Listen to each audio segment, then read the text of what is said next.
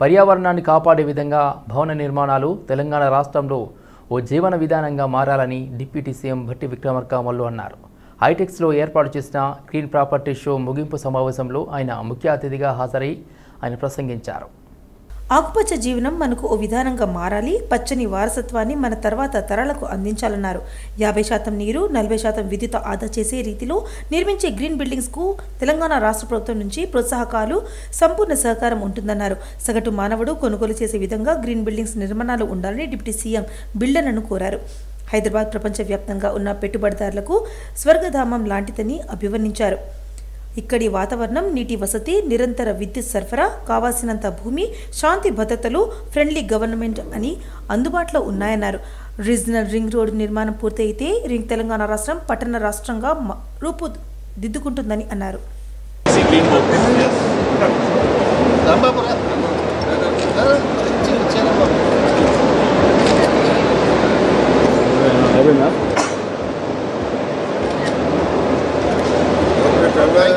Polling రోజు BRS MLA KTR మాట్లాడిన వ్యాఖ్యలపై ఈసీ సీరియస్ అయింది. తెలంగాణ తెచ్చిన పార్టీకే తాను ఓటు వేశాను అని పోలింగ్ రోజు మీడియాతో కేటీఆర్ మాట్లాడారంటూ పీసీసీ వైస్ ప్రెసిడెంట్ నిరంజన్ ఈసీకి ఫిర్యాదు చేశారు.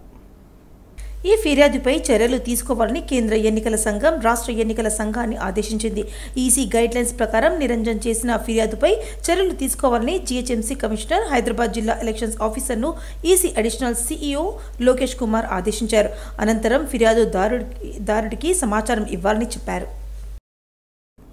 రాష్ట్ర ప్రజలకు పూర్తి ఉచితంగా వైద్య పరీక్షలు అందించేందుకు బీఆర్ఎస్ హయాంలో ప్రారంభించిన తెలంగాణ డయాగ్నోస్టిక్ వ్యవస్థను కాంగ్రెస్ ప్రభుత్వం 5 నెలల్లోనే కుప్పకూల్చడం బాధాకరమని మాజీ మంత్రి సిద్దిపేట ఎమ్మెల్యే హరీష్ రావు పేర్కొన్నారు.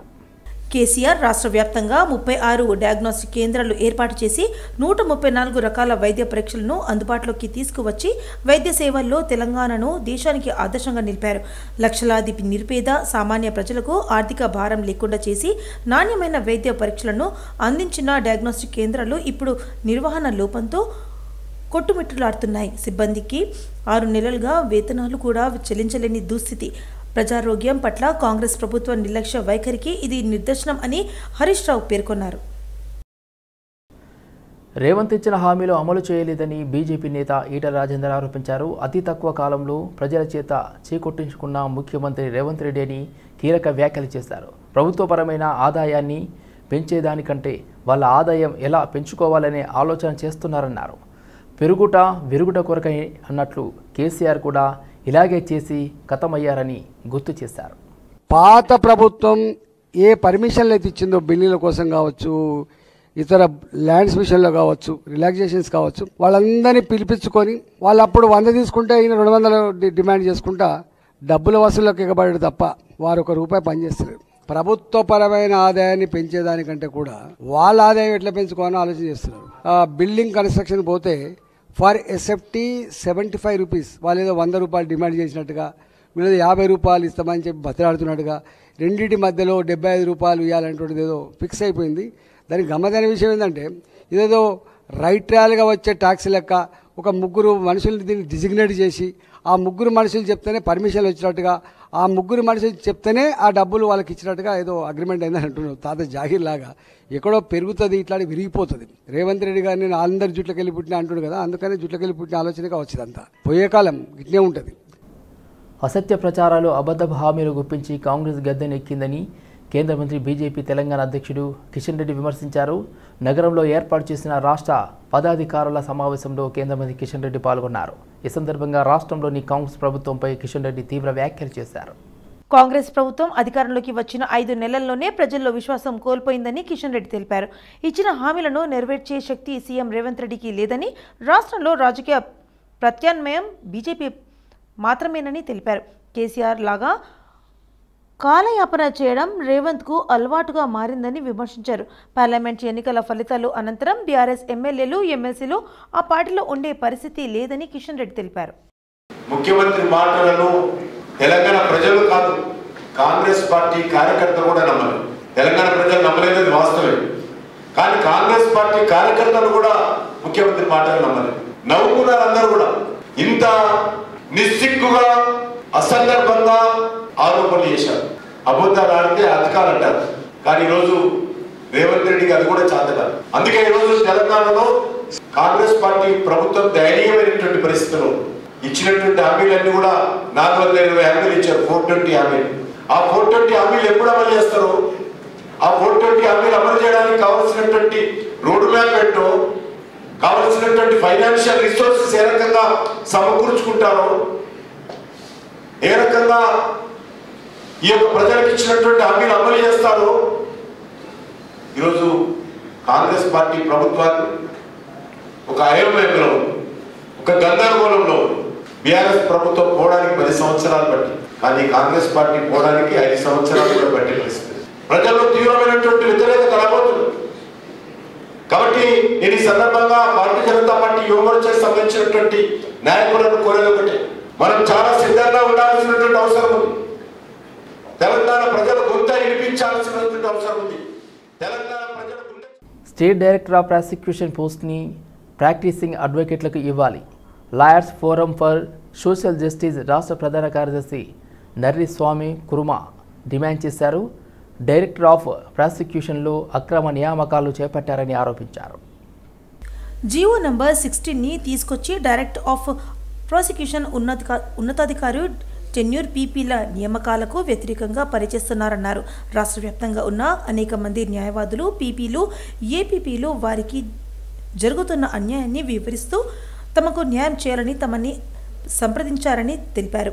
న్యాయవాదులకు న్యాయం జరగాలని తమ lawyers forum for social justice విశేషంగా కృషి చేస్తుందని వెల్లడించారు. గత ప్రభుత్వంలో పనిచేసినటువంటి అధికారులు, డైరెక్టర్ ఆఫ్ ప్రాసిక్యూషన్ ఎవరైతే ఉన్నారో వారు 16 జీవోను తీసుకువచ్చి దాని ద్వారా ప్రతి సంవత్సరం ప్రభుత్వం టెన్యూర్ పీపీలను నియమించి అడ్వకేట్లకు ప్రభుత్వ పరంగా న్యాయం చేస్తూ ఉంటే ఆ యొక్క 16 జీవో ద్వారా ఈ ప్రభుత్వము టెన్యూర్ పీపుల్ను నియమించకుండా ఆ క్యాడర్ పీపుల్ ఏదైతే రెగ్యులర్గా ఎగ్జామ్స్ రాసి పాస్ అయినటువంటి పీపుల్ ఉంటారో పీపీలు, ఏజీపీల నుంచి వాళ్ళ నుంచి ఆంధ్ర ప్రాంతానికి చెందినటువంటి వాళ్ళకు ప్రమోషన్ ఇస్తూ, తక్కువ ప్రాక్టీసు క్యాడర్ తక్కువ ఉన్నటువంటి వాళ్ళకు కూడా ప్రమోషన్ ఇస్తూ అనేకమైనటువంటి అవకతవకలకు దారి చేయడం జరిగింది.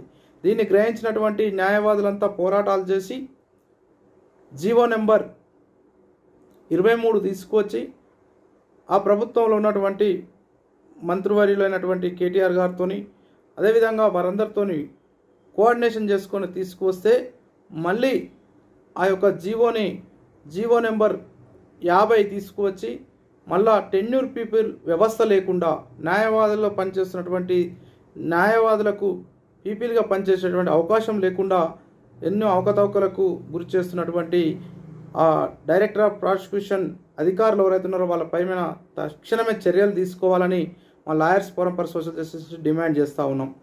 ప్రధానంగా ఈ యొక్క న్యాయ వ్యవస్థలో అనేకమైనటువంటి అవకతవకలకు ప్రధాన కారణం ఈ యొక్క పీపీలు నియమించినటువంటి వాళ్ళని ఒకే టైంలో 3 years కంటే ఎక్కువ, అంటే ఒక్కొక్క పర్సన్ని 15 సంవత్సరాల వరకు కూడా ఒకే ప్లేస్లో నియమిస్తూ ప్రభుత్వ నిబంధనలు డిప్యుటేషన్ ప్రకారము, రూల్స్ ప్రకారము ఏ ఒక్క పీపీ కూడా 3 సంవత్సరాల కంటే ఎక్కువ కాలం ఒక స్థానంలో పనిచేయడం కూడదు. కానీ ఈ యొక్క డైరెక్టర్ ఆఫ్ ప్రాసిక్యూషన్ వారి యొక్క కాలపరిమితి 3 సంవత్సరాలకు మించి 15 సంవత్సరాల వరకు ఉండి అవినీతికి పాల్పడుతున్న వాళ్ళని ఇమీడియట్లీ, ముఖ్యంగా హైదరాబాద్ పరిసర ప్రాంతాల్లో ఉన్నటువంటి ఎల్బీ నగర్, కుక్కట్పల్లి, మల్కాజ్గిరి, అదేవిధంగా నాంపల్లి, అదేవిధంగా సిటీ సివిల్ కోర్టు, ఇలా ఇక్కడ ఉన్నటువంటి పీపీలని మార్పిడి చేయకుండా ఇన్ఫ్లుయెన్స్ ఉపయోగిస్తున్నటువంటి వాళ్ళందరి మీద చర్యలు తీసుకొని ఇమీడియట్లీ వాళ్ళని 3 yearsకి ఒకసారి స్థాన సంచలనం చేస్తే అవినీతికి ఆస్కారం ఉండదు. కాబట్టి అన్నిటి మీద ఫైట్ చేస్తూ మా lawyers forum for social justice నుంచి మేము ప్రత్యేకంగా డిమాండ్ చేస్తూ ఉన్నాం. మేడ్చల్ జిల్లా ఫిర్యాదుగూడ municipal corporation BRS party mayor Jakka వెంకట్రెడ్డితో పాటు కార్పొరేటర్లపై కొందరు కిడ్నాప్ యత్నానికి యత్నించారు. ఇటీవల ఫిర్యాదుగూడ కార్పొరేషన్కు చెందిన బీఆర్ఎస్ పార్టీ అధ్యక్షుడు, డిప్యూటీ మేయర్ సహా కొందరు కార్పొరేటర్లు కాంగ్రెస్ పార్టీలో చేరారు. దీంతో మేయర్ జక్కా వెంకటరెడ్డిపై అవిశ్వాసం పెట్టేందుకు కార్పొరేటర్లు ప్రయత్నిస్తుండగా ఆయన్నే స్వయంగా తనపై అవిశ్వాసం తీర్మానం పెట్టాలని మేడ్చల్ జిల్లా కలెక్టర్కు విమర్శించారు. ఎలక్షన్ కోడ్ నేపథ్యంలో జూన్ 6ను జిల్లా కలెక్టర్ అవిశ్వాసం సమావేశం ఏర్పాటు చేసేందుకు ఆదేశాలు జారీ చేశారు. దీంతో మేయర్ జక్కా వెంకటరెడ్డి తనకు మద్దతుగా ఉన్న కార్పొరేటర్లతో సూర్యాపేట నుండి శంషాబాద్ నోవోటల్కు వెళ్తుండగా కాంగ్రెస్ పార్టీ కార్పొరేటర్ అమర్ సింగ్ అతని అనుచరులు కార్లను వెంబడించి భయభ్రాంతులకు గురి చేశారని, వారి నుండి తప్పించుకొని మేడ్పల్లిలోని తమ నివాసానికి వచ్చానని మేయర్ జక్కా వెంకటరెడ్డి ఆవేదన వ్యక్తం చేశారు. మమ్మల్ని కిడ్నాప్ అట్లాగే కార్ తోటి యాక్సిడెంట్ చేసే ప్రయత్నం కూడా చేశారు. ఇది నిజంగా హేయమైన చర్య. ఇర్జాదిగూడ మున్సిపల్ కార్పొరేషన్లో మీ అందరికీ తెలుసు బ్రహ్మాండంగా అభివృద్ధి జరుగుతుంది. గౌరవ కార్పొరేటర్ల అందరి మద్దతు కూడా మాకున్నది. ఎట్టి పరిస్థితుల్లో అవిశ్వాసంలో గెలుస్తామని చెప్పి కాన్ఫిడెన్స్ తోటే మా కార్పొరేటర్లు అందరూ ఈ అవిశ్వాసం దానిలో పాల్గొనడం జరిగింది.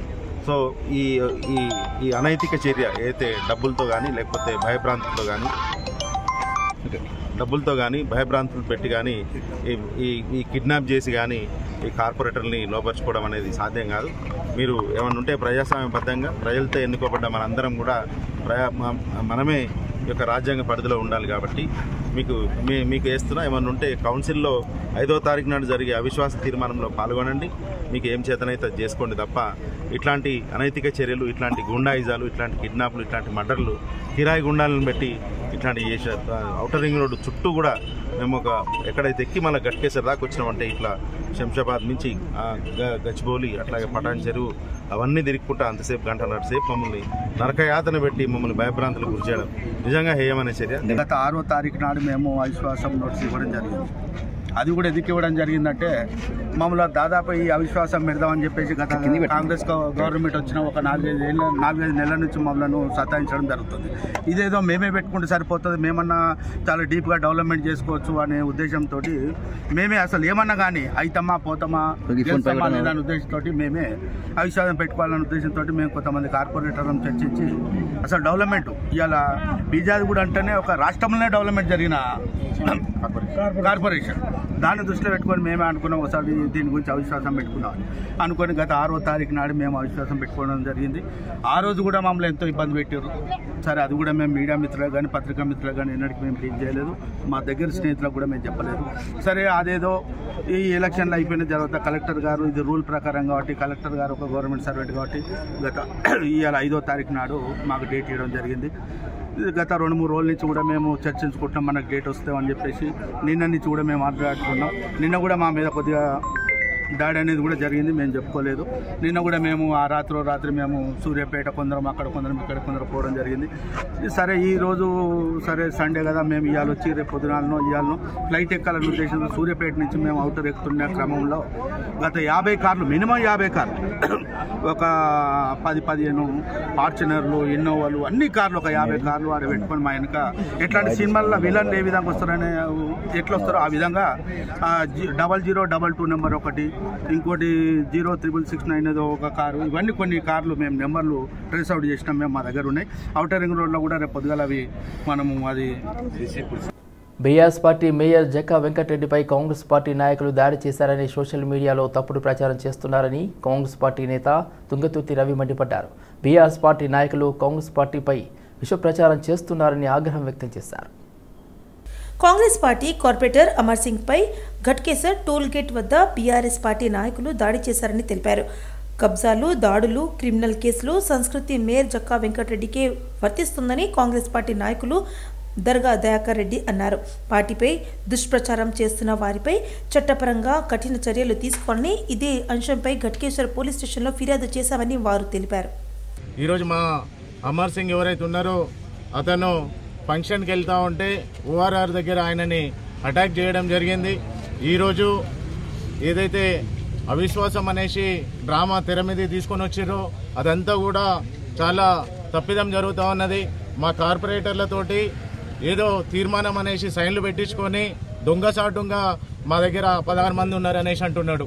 ఈరోజు ఉన్న వాళ్ళ కార్పొరేటర్లలో మా 3 మా కాంగ్రెస్ పార్టీ నుంచి గెలిచిన వాళ్ళని వాళ్ళని తీసుకొని పోతా ఉన్నారు.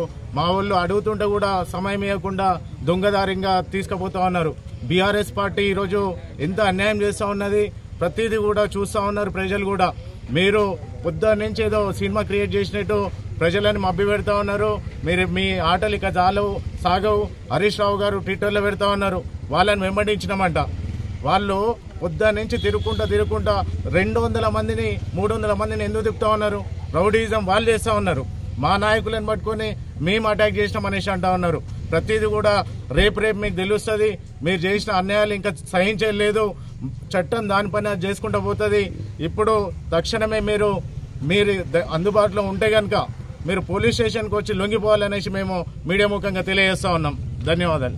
ఫిర్యాదు కూడా పేరుని ఖరాబ్ చేయడానికి మేరయ్యండు. ఆనాడు ఏదో సాధిస్తాడు ఏదో చేస్తాడని చెప్పని మా కుంపెటి తెచ్చి పెట్టుకుంటూ అయిపోయింది మా ప్రాణానికి. ఈరోజు ఒక అమాయకుడు, ఇంతవరకు చిన్న పిటి కేసు లేని వ్యక్తి, ఏనాడు కూడా ఒక మాట అనిపించుకున్న వ్యక్తి అమర్ సింగ్. ఆయన కార్ తోటి ఫంక్షన్ పోయి తిరిగి వస్తుండగా ఎట్టి పరిస్థితుల్లో ఈయనొక్కరిని అడ్డం తొలగించుకోవాలని కక్షపూర్తిగా ఈ యొక్క జక్కా వెంకరెడ్డి ఆయన 20 కార్లు పెట్టుకొని గ్యాంగ్ మెయింటైన్ చేస్తుంది. ఆయన రౌడీలను పెట్టుకొని తిరుగుతుంది. ఆయన తిరిగి మేము రౌడీలను పెట్టినామని చెప్పన్న సంస్కృతి ఎక్కడిది? మేము ఐశ్వాసం పెట్టినామా? మేము వాళ్ళని ఇచ్చినామా గిలినామా? మమ్మల్ని వాళ్ళు తప్పించుకోవడానికి వాళ్ళు చేసిన పొరపాటుని కప్పించుకోవడానికి మేము దాడి చేసినామని చెప్పని, మా అమర్ సింగ్ దాడి చేసిన చెప్పని. అరే మీరన్నా ఎస్టీ అట్రాసిటీ కేసులో లఫూటోలు, మీరు ల్యాండ్ కబ్జాకోర్లు. మరి మా అమర్ సింగ్ మీద మా సపోర్ట్ మా కాంగ్రెస్ నాయకులకి ఎవరైనా కబ్జా చేసిన దాఖలాలు ఉన్నదా? క్రిమినల్ కేసులు మీకున్నాయి. దౌల్బాజోలు మీరు మా ఊరు పేరు నాశనం పట్టియడానికి వచ్చారు. ఇవాళ మేము కబ్జా అనేది ఎంత మటుకు సంబంధం చేస్తామని తెలుస్తున్నాం. ఐశ్వాసం పెట్టుకుంటారు మీరే, గుండాలను పెట్టుకుంటారు మీరే, తిరిగి మళ్ళీ మేము గుండాలను పెట్టినామని చెప్పని మరి మీడియా మిత్రం కూడా మాట్లాడడం ఎంత మటుకు సంబంధం చేస్తామని చెప్పి తెలియజేస్తున్నాను. తెలంగాణలో సంచలనం సృష్టిస్తున్న ఫోన్ ట్యాపింగ్ కేసులో మరో కీలక పరిణామం చోటు చేసుకుంది. కేసు విచారణ జరుగుతున్న పోలీస్ స్టేషన్ పరిధి మారింది. బంజారాహిల్స్ నుంచి జూబ్లీహిల్స్ పోలీస్ స్టేషన్కు మార్చారు. ఈ కేసులో నిందితుడు టాస్క్ ఫోర్స్ మాజీ డీసీపీ రాధాకిషన్ రావు నుండి కీలక సమాచారాన్ని బంజారాహిల్స్ పోలీసులు స్టేషన్లోనే రాబట్టారు. అయితే ఈ మార్పునకు గల కారణాలపై స్పష్టత మాత్రం అధికారులు తెలపలేదు. కాగా ఫోన్ ట్యాపింగ్ కేసులో దర్యాప్తు ముమ్మరంగా సాగుతోంది. దర్యాప్తు అధికారులు కీలక ఆధారాలు సేకరించినట్లు తెలుస్తోంది. ఈ నేపథ్యంలోనే మరిన్ని అరెస్టులు కూడా చేసేందుకు అధికారులు రంగం సిద్ధం చేస్తున్నట్లు సమాచారం. కొంతమంది పోలీసు అధికారులతో పాటు ఇతర వ్యక్తులను కూడా అరెస్టు చేయాలని భావిస్తున్నట్లు సమాచారం. బెంగళూరు రేవ్ పార్టీతో తనకు సంబంధం లేదని సినీ నటి హేమ వివరణ ఇచ్చారు. ఆ పార్టీలో తాను కూడా ఉన్నట్లు కన్నడ మీడియా వార్తలు ప్రచారం చేయడాన్ని ఖండించారు. అవన్నీ ఫేక్ న్యూస్ అంటూ కొట్టిపారేశారు. తాను ఎక్కడికి వెళ్ళలేదని హైదరాబాద్లోని ఓ ఫామ్ హౌస్లో చిల్ అవుతున్నానని చెప్పారు. ఆ పార్టీలో ఎవరు ఉన్నారో తనకు తెలియదని చెప్పారు. అయితే ఈ మేరకు సోషల్ మీడియాలో హేమ ఓ వీడియోను రిలీజ్ చేశారు. తనపై వస్తున్న తప్పుడు వార్తలు నమ్మొద్దంటూ అభిమానులకు విజ్ఞప్తి చేశారు. బెంగళూరు శివారులో ఓ వ్యాపారవేత్తకు చెందిన ఫామ్ హౌస్లో రేవ్ పార్టీ జరుగుతోందనే సమాచారంతో పోలీసులు దాడులు చేశారు. ఈ దాడుల్లో దాదాపు 100 మందికి పైగా పట్టుబడ్డారని, అందులో తెలుగు టీవీ నటీనటులు, మోడళ్లతో పాటు పలువురు ప్రముఖులు ఉన్నారని సమాచారం. ఇందులో నటి హేమ కూడా ఉందంటూ కన్నడ మీడియాలో వార్తలు వెల్లడయ్యాయి. దీంతో తనకు ఆ పార్టీతో ఎలాంటి సంబంధం లేదని నటి హేమ వివరణ ఇస్తూ ఓ వీడియోను రిలీజ్ చేశారు. అదే నేను ఇప్పుడే వీడియో బయట తీస్తున్నాను, నిన్ను కూడా లైన్లోనే పెట్టాను. ఇప్పుడు నువ్వు ఏ ఛానల్లో వర్క్ చేస్తున్నావు? తెలుగు వన్. ఏమండి, నేను అన్ని ఆన్లైన్లోనే ఉన్నాను. నేను మంచిగా ఫామ్ హౌస్లో ఎంజాయ్ చేస్తున్నాను, చిల్ అవుతున్నాను. హాయ్ అండి, నేను ఎక్కడికి వెళ్ళలేదు, నేను హైదరాబాద్లోనే ఉన్నాను. సో ఒక ఫామ్ హౌస్లో ఎంజాయ్ చేస్తున్నాను, చిల్ అవుతున్నాను. సో నా మీద వచ్చే న్యూస్ ఫేక్ న్యూస్. అది అక్కడ మరి ఎవరున్నారో ఏమో నాకు తెలియదు. సో అది ఫేక్ న్యూస్ అండి, అవన్నీ నమ్మొద్దు. Okay, thank you. Hayathnagar డివిజన్లోని కమలానగర్లో పారిశుద్ధ్య కార్మికులు విధులు సక్రమంగా నిర్వహించడం లేదని కాలనీ వాసుల ఫిర్యాదు మేరకు స్థానిక డివిజన్ కళ్యాణ్ నవజీవన్ రెడ్డి సంబంధిత శానిటేషన్ జవాన్ లక్ష్మణ్తో కలిసి పరిశీలించారు. పారిశుద్ధ్య కార్మికులు విధులు సక్రమంగా నిర్వహించడం లేదని తరచూ కాలనీ వాసులు ఫిర్యాదు చేశారు. కాలనీలో ఎక్కడ చూసినా చెదారం ఉండడంతో కాలనీ వాసులు అనారోగ్య బారిన పడే ప్రమాదం ఏర్పడుతుందని కళ్ళే నవజీవన్ రెడ్డి అన్నారు. పారిశుద్ధ్య కార్మికులు విధులు సక్రమంగా నిర్వహించాలని, మరలా కాలనీ వాసుల నుండి ఇలాంటి ఫిర్యాదులు వచ్చినా చర్యలు తప్పనిసరివని పారిశుద్ధ్య కార్మికులను హెచ్చరించారు. ఈ కార్యక్రమంలో కమలానగర్ వెల్ఫేర్ అసోసియేషన్ అధ్యక్షులు టీవీ రావు, ప్రధాన కార్యదర్శి సుబ్బారావు, కాలనీ వాసులు తదితరులు పాల్గొన్నారు. తెలంగాణ రాష్ట్రంలో ఉపాధ్యాయ అర్హత పరీక్ష ప్రారంభమైంది. తొలిసారిగా టెట్ పరీక్షను ఆన్లైన్లో కంప్యూటర్ బేస్డ్ విధానంలో నిర్వహిస్తున్నారు. రోజుకు 2 సెక్షన్లలో జూన్ 2వ తేదీ వరకు టెట్ పరీక్షను కొనసాగనున్నాయి. ఇక పరీక్షా కేంద్రాల వద్ద పోలీసులు పటిష్ట బందోబస్తు ఏర్పాటు చేశారు. ఎల్బీనగర్ పరిధిలో 2 సెంటర్లలో టెట్ పరీక్ష నిర్వహించారు. హయత్ నగర్లోని అయాన్ డిజిటల్స్ పల్లవి ఇంజనీరింగ్ కాలేజ్లో సెంటర్ ఏర్పాటు చేశారు. హయత్ నగర్ అయాన్లో 2 షిఫ్ట్లలో షిఫ్ట్కు 989 మంది పరీక్ష రాశారు. పల్లవి ఇంజనీరింగ్ కాలేజ్లో 2 షిఫ్ట్లలో షిఫ్ట్కు 100 మంది పరీక్ష రాశారు. మృగశిర కార్తె సందర్భంగా ప్రతి ఏడాది బత్తిని కుటుంబ సభ్యులు హైదరాబాద్లోని ఎగ్జిబిషన్ గ్రౌండ్లో చేపల ప్రసాదం అందిస్తున్న విషయం తెలిసింది. ఈ ఏడాది కూడా చేపల ప్రసాదం పంపిణీకి బత్తిని ఫ్యామిలీ సిద్ధమైంది. ఇందుకు సంబంధించిన వివరాలను వారు మీడియాకు వెల్లడించారు. ఈ ఏడాది మృగశిర కార్తె జూన్ 8న శనివారం ఉదయం 11 గంటలకు ప్రవేశిస్తుంది. జూన్ 8 ఉదయం 11 గంటల నుంచి జూన్ 9 ఉదయం 11 గంటల వరకు నాంపల్లి ఎగ్జిబిషన్ గ్రౌండ్స్లో చేపల ప్రసాదం పంపిణీ జరుగుతుందని తెలిపారు. చేపల ప్రసాదం పూర్తిగా ఉచితంగా భక్తులకు అందిస్తామని అన్నారు. వివిధ ఫౌండేషన్లు సహకారంతో మెడికల్ సర్వీస్, భోజన సౌకర్యం, మంచినీటి సరఫరా 24 గంటల పాటు ఉచితంగా భక్తులకు ఇస్తామని చెప్పారు. అస్తమా, ఉబ్బసం, దమ్ము, దగ్గు వంటి శ్వాస సంబంధ వ్యాధులు నివారణకు చేప మందు ప్రసాదమని అది అందిస్తున్నామని పేర్కొన్నారు. చేపల ప్రసాదం పంపిణీకి గత ప్రభుత్వాలు అన్ని ఏర్పాట్లు చేసిన విధంగానే ఈ ప్రభుత్వానికి సైతం తగిన ఏర్పాట్లు చేయాలని కోరారు. చేప ప్రసాదం కోసం వచ్చే భక్తులకు ఎటువంటి ఇబ్బంది లేకుండా అన్ని ఏర్పాట్లు చేస్తామని తెలిపారు. ప్రభుత్వ భూమిని అక్రమంగా కబ్జా చేసిన వారిపై అధికారులు గోడా జులిపించారు. రంగారెడ్డి జిల్లా అబ్దుల్లాపూర్ మేడ్ మండలం పశుమాముల రెవెన్యూ పరిధిలోని ప్రభుత్వ భూమిలో అక్రమంగా 20 గుంటల ప్రభుత్వ భూమిని కబ్జా చేసి భారీ షెడ్ని నిర్మించగా రెవెన్యూ అధికారులు దాన్ని కూల్చివేశారు. పశుమాములు గ్రామ రెవెన్యూ పరిధిలోని సర్వే నంబర్ 422 ప్రభుత్వ భూమిలో లక్ష్మారెడ్డి అనే వ్యక్తి 20 గుంటల భూమి కబ్జా చేసి షెడ్డు వేశాడు. కొంతమంది గ్రామస్తులు ఇచ్చిన ఫిర్యాదుతో స్పందించిన రెవెన్యూ అధికారులు అక్రమ నిర్మాణాన్ని కూల్చివేశారు. ప్రభుత్వ భూమి కబ్జా చేసిన వారిపై చర్యలు తీసుకోవాలని రెవెన్యూ అధికారులు పోలీసులకి ఫిర్యాదు చేయనున్నారు.